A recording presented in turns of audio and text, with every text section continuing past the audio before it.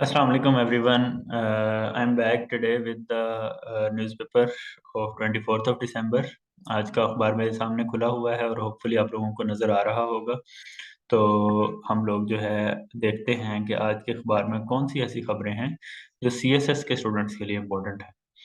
It is very pertinent to mention that the newspaper is published for all people belonging to all spheres of life. Businessman के लिए भी होता है, politicians के लिए भी होता है, स्टूडेंट्स के लिए भी होता है, ब्यूरोक्रेट्स के लिए भी होता है। तो हर अखबार के अंदर सारी खबरें हर शख्स के लिए नहीं होती और सीएसएस की तैयारी करने वालों का टाइम ऑलरेडी शॉर्ट है। तो उनको इस चीज़ को अंडरस्टैंड करना चाहिए कि उन्हें कौन सी खबरें पढ़नी है और कौन सी नहीं पढ़नी। इसीलिए मैं ये वाली वीडियो बना रहा हूँ और डेली बेसिस पे बनाता रहूँगा टिल एग्ज़ाम्स। तो जनाब सबसे पहली खबर जो बड़ी खबर है वो ये है कि पंजाब असेंबली जो है उसका जो चीफ मिनिस्टर था पंजाब का उसको अदालत ने बहाल कर दिया है। कल गवर्नर ने जो है वो डिनोटिफाई किया था और अब अदालत ने जो है उन्हें वापस कर दिया है और ये कंडीशन लगाई है कि पंजाब असेंबली को डिसॉल्व नहीं किया जाएगा। ठीक है, ये एक रूटीन की कार्रवाई से थोड़ा-सा हट के था, लेकिन एक दिन में मामला सेटल हो गया है। इससे हमारी वोलेटाइल पॉलिटिकल सिचुएशन का पता चलता है। लेकिन एज़ सच ये एग्ज़ैक्टली ये वाला वाक़या आपसे नहीं पूछा जाएगा पेपर में। ये पूछा जाएगा कि वोलेटाइल सिचुएशन का क्या हल है या किस तरीके से उसको बेटर किया जा सकता है। अच्छा, उसके बाद एक और बड़ी चीज़ जो हुई है, वो ये हुई है कि इस्लामाबाद में धमाका हुआ है, सुसाइड ब्लास्ट हुआ है और 6 इंजर्ड हुए हैं और 1 पुलिस वाला जो है कांस्टेबल जो है वो शहीद हुआ है, ठीक है? तो हमने बड़ी मुश्किल से इन टेररिज़्म की एक्टिविटीज़ से अपनी जान छुड़ाई थी, अब दोबारा से ये हमारे गले पड़ रही हैं, तो हमें इसके ऊपर जो है वो अच्छे तरीके से आपको आइडिया होना चाहिए कि कैसे टेररिज़्म को कंट्रोल किया जा सकता है।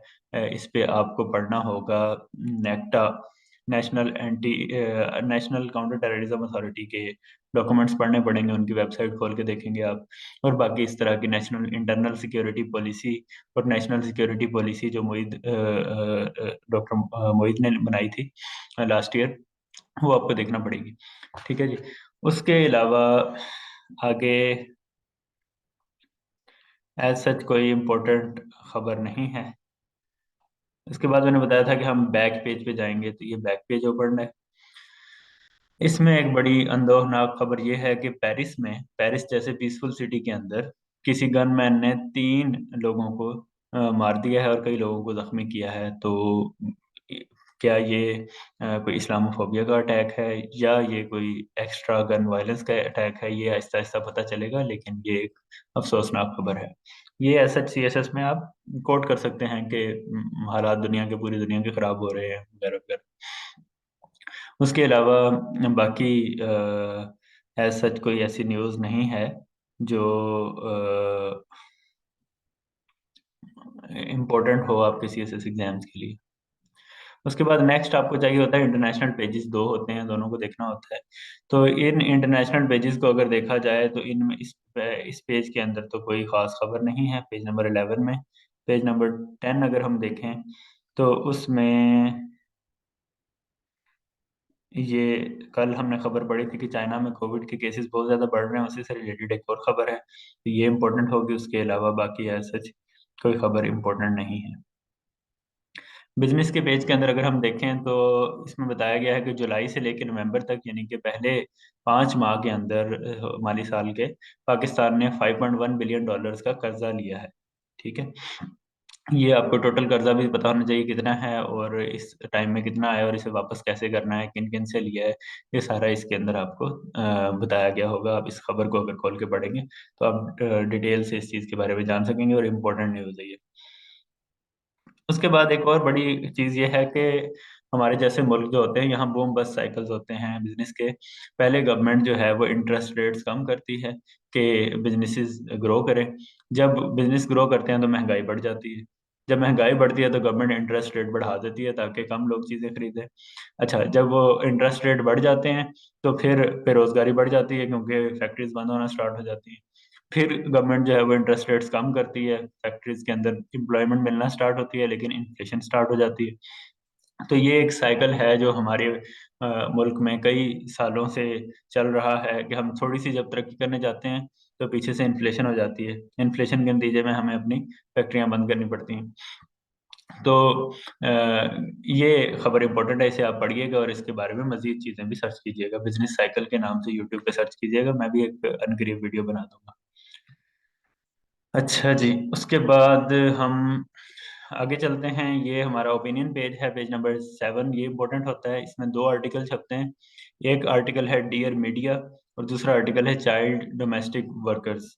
ठीक है, ये दोनों ऐसे टॉपिक्स हैं जिनका मीडिया का डायरेक्टली ताल्लुक है सीएसएस से। चाइल्ड डोमेस्टिक वर्कर्स का आप सिंपल एक फैक्ट देने के लिए तो यूज कर सकते हैं, लेकिन कभी इस पे कोई पूरा ऐसे या पूरी चीजें नहीं पूछी गई। ठीक है, तो अगर आपके पास टाइम ना हो तो आप इसको स्किप कर दें। और एडिटोरियल पेज के अंदर अगर आप देखें तो एक तो अफगानिस्तान के रेफ्यूजीज से रिलेटेड और दूसरा पाकिस्तान के हालात से रिलेटेड आर्टिकल है। ठीक है, तो ये इनमें से जो है अफगानिस्तान वाला ज़्यादा इंपॉर्टेंट है। पाकिस्तान के हालात जो हैं वो एज सच आपको पता होंगे, आप डेली बेसिस पे न्यूज़पेपर पढ़ते हैं, देख लेते हैं इसमें अगर कोई फैक्ट एंड फिगर वगैरह इन्होंने कोट किए हुए हैं। नहीं, ये ऐसा थोड़ा सा हिस्टोरिकल व्यू पॉइंट है, ये आपको पाकिस्तान अफेयर्स में भी मिल जाएगा, तो आपके लिए ऊपर वाला टॉपिक इम्पोर्टेंट है। बाकी ये डॉन के अंदर जो तीन छपते हैं ये एडिटोरियल्स होते हैं, अखबार के एडिटर की अपनी राय होती है। इसमें पीसीबी चेंज वाला तो इम्पोर्टेंट नहीं है सीएसएस के लिए, इस्लामाबाद बॉम्बिंग वाला इम्पोर्टेंट है, और ये भी थोड़ा सा इम्पोर्टेंट है। तो आपके जो न्यूज़पेपर है उस पे आपके मैक्सिमम 15-20 मिनट लग जाएं, कम से कम 10 मिनट बस दें, उससे ज़्यादा ना दें।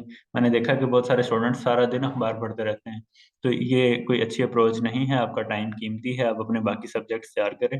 न्यूज़पेपर जो है वो आप सही तरीके के साथ पढ़ा करें और फास्ट पढ़ा करें और सिलेक्टेड पढ़ा करें।